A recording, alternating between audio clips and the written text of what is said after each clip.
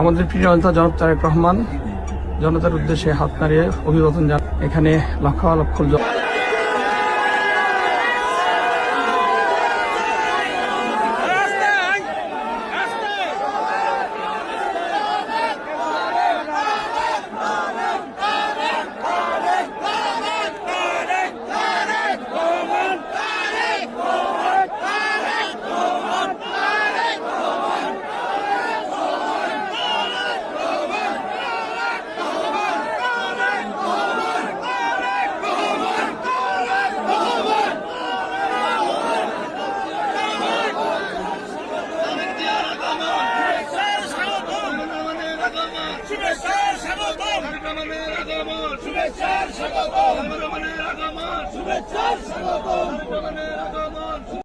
Story নাই, কোনো story নাই।